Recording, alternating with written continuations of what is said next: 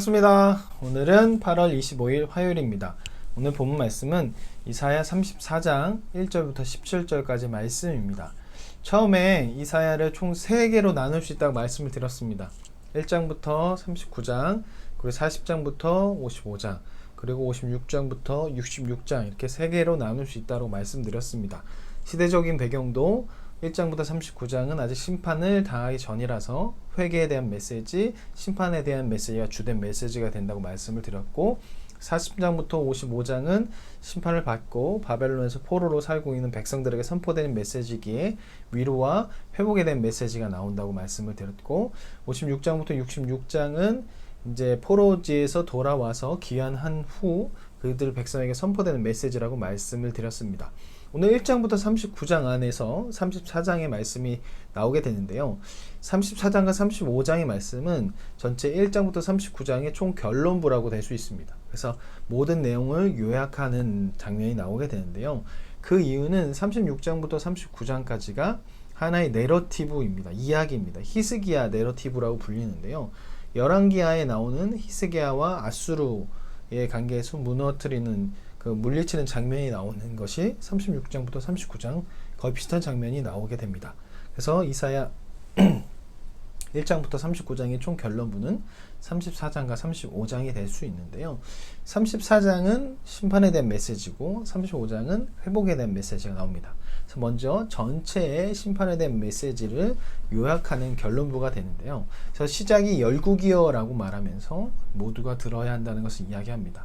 그래서 모든 나라는 하나님의 주권 아래 있고 모든 나라는 결국 하나님의 심판을 받게 될 것이다. 그래서 그들은 결국 하나님의 심판으로서 멸망당하게 될 것이고 마른 잎사귀 같이 약한 존재가 되어서 부서지게 될 것이다 라고 그렇게 하나님께서 말씀하시는 것이죠.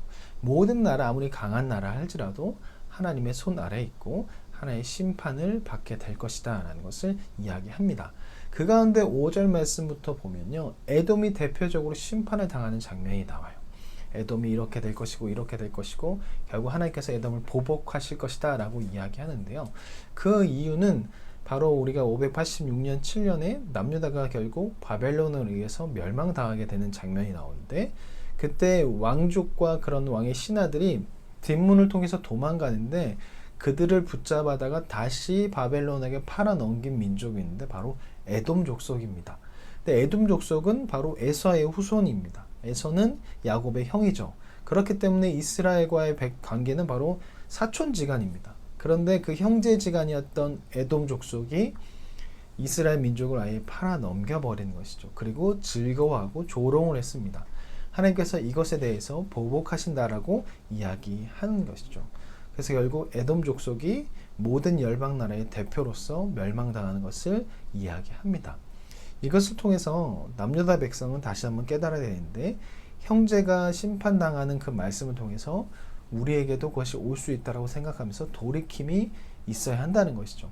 열방에 대한 심판을 이야기해도 남유다 백성들은 깨닫지 못할 수 있기에 하나님께서는 이사야를 통해서 형제 나라인 에돔 족속의 심판을 이야기하고, 그와 동시에 이것은 이제 나중에 뒤에 회복의 메시지로 이제 연결이 되긴 합니다. 하지만 이것을 통해서 형제가 무너지기에 우리도 무너질 수 있다는 것을 분명히 기억해야 하는 것이죠. 그리고 이 에돔 족속의 그 보복으로 인해서 이제 결국 회복이 있을 거라는 건 이 35장부터 나오게 됩니다. 그리고 16절부터는 하나님의 이 심판은 확실히 이루어질 것이다 라는 것을 이야기하면서 말씀 안에서 이 심판이 이루어진다는 것을 다시 한번 이야기하고 있습니다.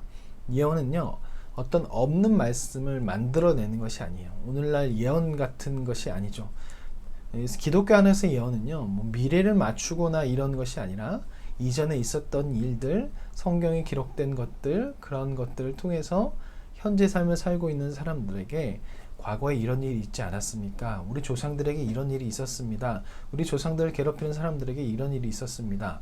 그들은 하나님 뜻대로 살지 않았고 교만했기에 결국 하나님의 심판을 받았습니다. 그런데 우리의 모습을 보십시오. 그들과 똑같습니다. 그렇게 이대로 살다 보면 결국 심판을 받을 것입니다. 그러니 돌이켜야 합니다. 이것이 바로 예언의 말씀입니다.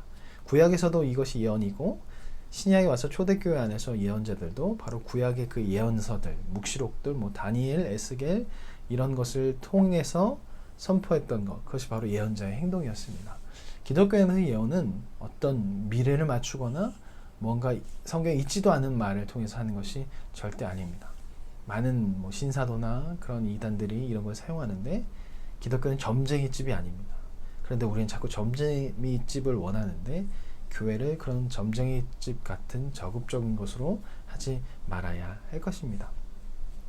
전체적으로 이제 종말론 쪽 이야기가 나오는 겁니다. 종말론 쪽이 되면, 그날이 되면 모든 나라는 심판을 받을 것이고 믿음으로 기다리는 자들은, 하나님의 백성은 결국 구원을 받을 것이다 라는 것이 34장과 35장의 전체 결론부인데요.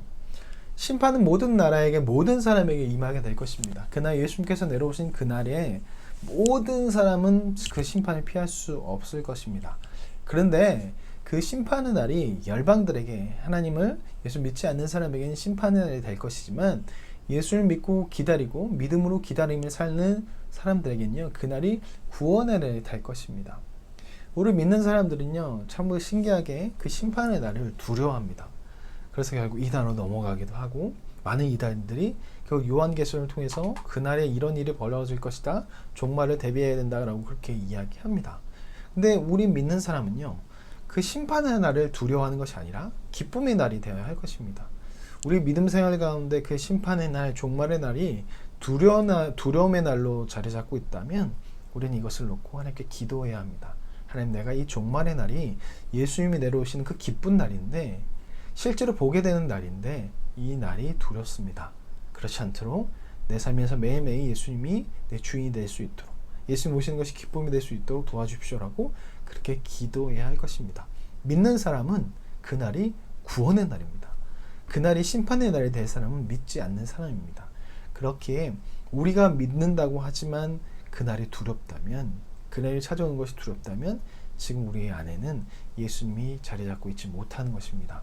그렇게 기도하고 내 삶에 예수님이 자리 잡을 수 있도록 계속 하나님께 나아가는 그런 삶을 살아가야 할 것입니다. 심판의 날이 구원의 날이 될 수 있도록 매일매일 하나님과 동행하며 살 수 있는 우리가 되었으면 좋겠습니다. 자, 그러면 이 여름이 거의 끝나가고 있는데 코로나도 같이 끝났으면 좋겠습니다. 그러면 내일 뵙겠습니다. 안녕히 계세요.